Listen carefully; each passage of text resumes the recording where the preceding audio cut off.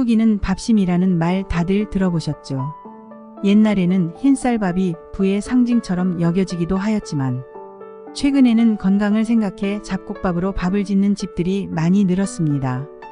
잡곡밥이 몸에 좋다는 이야기는 다들 알고 계실 텐데요. 그런데 모든 사람에게 해당되는 것은 아니며 일부 사람들에게는 잡곡밥이 좋지 않을 수 있습니다. 그리고 몸에 좋다는 잡곡밥을 많게는 10가지, 20가지를 섞어서 밥을 짓는 분들도 계실 텐데요.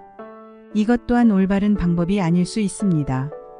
오늘은 잡곡밥을 어떻게 먹어야 건강한지, 당뇨나 고지혈증과 같이 잡곡밥을 먹으면 좋은 사람들과 먹으면 안 되는 사람들에 대해 헬시인포에서 자세히 알아보겠습니다.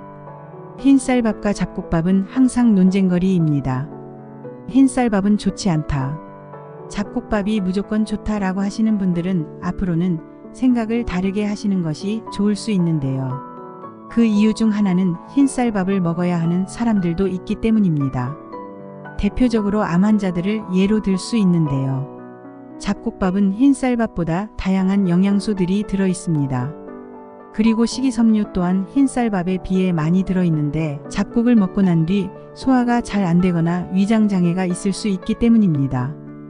국립암센터에 의하면 밥 자체가 환자의 경우에는 주요 에너지로 사용되기 때문에 먹을 때 양을 줄이고 자주 먹으라고 권고하기도 합니다.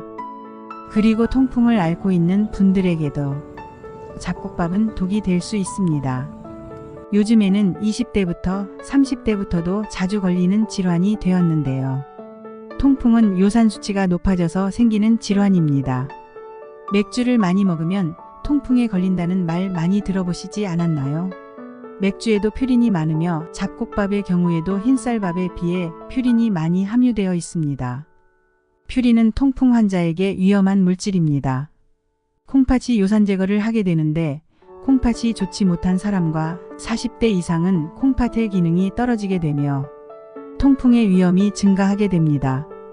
그래서 통풍인 환자가 잡곡밥을 과도하게 먹게 되면 통풍을 악화시킬 수 있는 요인이 될 수 있고 40대가 넘어가게 되면 잡곡의 비율을 조절해서 드셔야 합니다. 그리고 밥을 먹을 때 소화가 잘 안 되시는 분들과 나이가 어린 아이들은 잡곡밥은 피해 주시거나 비율을 조절하면서 드셔야 합니다. 잡곡밥에는 식이섬유가 많다고 알려드렸는데요. 배변 활동에 좋고 장에도 좋다고 알려진 식이섬유가 과할 경우에는 소화가 잘 안 될 수가 있습니다.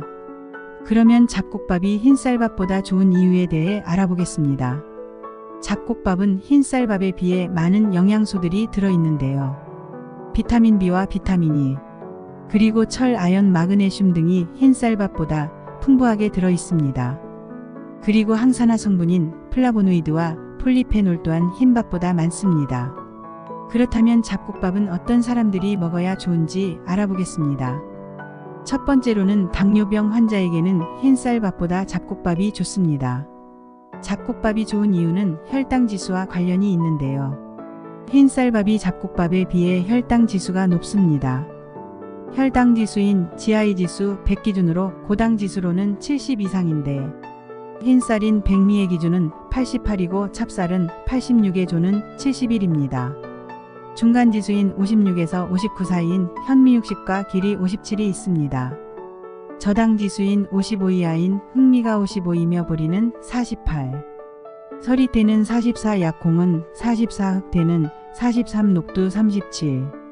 완두콩은 32고 강낭콩 17, 팥은 14로 가장 낮습니다. 백미 자체만 먹게 되면 혈당 지수가 높아지는데 이때 잡곡을 섞어서 혈당 수치를 낮추는 역할을 하게 되어 당뇨에 좋다고 하는 겁니다. 그러면 당뇨에 좋은 잡곡은 대표적으로 현미와 기리가 있고 보리도 있으며 콩이나 팥을 넣어도 좋습니다. 이 중에서도 개인적으로는 현미밥과 기리밥을 추천드립니다. 하지만 현미는 특유의 거친 식감과 과다하게 넣을 경우에는 소화가 잘 안 되는 경우가 있는데요. 대안으로는 비율을 조절하면서 먹는 방법이 있습니다. 현미일과 백미구 비율로 시작해서 천천히 현미의 비율을 높이는 방법이 있습니다. 그런데도 특유의 거칠고 딱딱한 식감은 어떻게 할 수가 없다는 분들이 있을 겁니다. 최근에는 발화현미 제품이 등장하여 좋은 대안이 될 수 있습니다. 일반 현미보다 식감 또한 부드럽게 되어 먹기에도 좋으며 영양소 또한 높인 제품인데요. 발화되는 과정에서 미네랄과 식이섬유와 비타민, 단백질이 더욱 풍부하게 됩니다. 현미를 꺼려 하시는 분들은 발화현미 제품으로 드셔보시는 건 어떠실까요? 그리고 세계 10대 푸드인 귀리라고도 불리며 오트밀이라고도 많이 아시는 귀리도 빼놓을 수 없겠죠. 귀리밥은 콜레스테롤 수치 감량에도 좋습니다. 베타글루칸이라는 성분이 나쁜 콜레스테롤의 수치를 낮춰주는데 효과적이며 이 수치가 낮아지게 되면 심혈관 질환 발병을 줄여줍니다.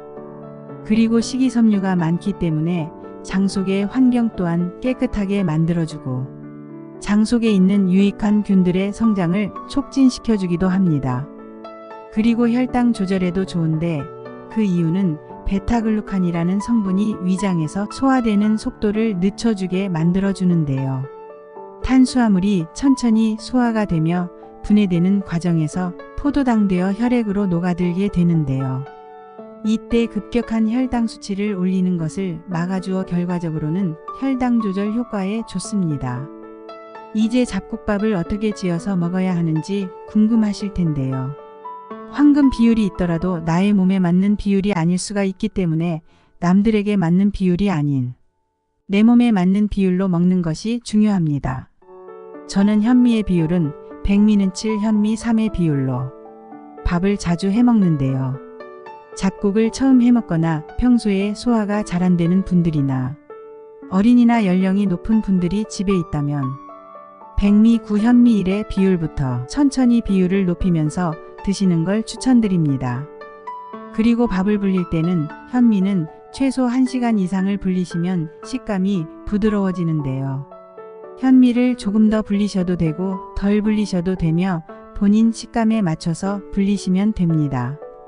하지만 밥을 불리는 시간이 없다고 한다면 소주를 한 잔에서 2잔 정도 부어주게 되면 밥이 훨씬 부드러워집니다.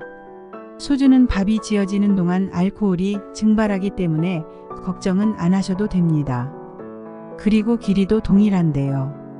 저는 비율을 백미 6의 귀리사의 비율로 먹는데 입맛에 맞더라고요. 귀리도 현미와 같이 비율을 1부터 시작해서 본인에 맞는 비율을 찾아서 맛있는 귀리밥을 지어보시는 건 어떠실까요? 그리고 여러가지 잡곡들을 다 혼합해서 10가지, 20가지를 한 번에 넣는 분들이 있는데 한 번에 많은 잡곡을 넣게 되면 각각의 잡곡이 들어간 비율이 줄어들게 되어 제대로 된 잡곡의 효능을 느끼기 어려울 수 있습니다. 그래서 2개에서 5개 이하로 잡곡을 섞어서 한 번에 많이 넣는 방법보다는 보름이나 월 단위로 혹은 분기별로 다른 잡곡을 먹는 것으로 바꿔가며 드시는 걸 추천드립니다. 지금까지 내용들이 유익하셨다면 구독과 좋아요, 알림 설정까지 부탁드리며 지금까지 헬시인포였습니다. 오늘도 건강한 하루 되세요.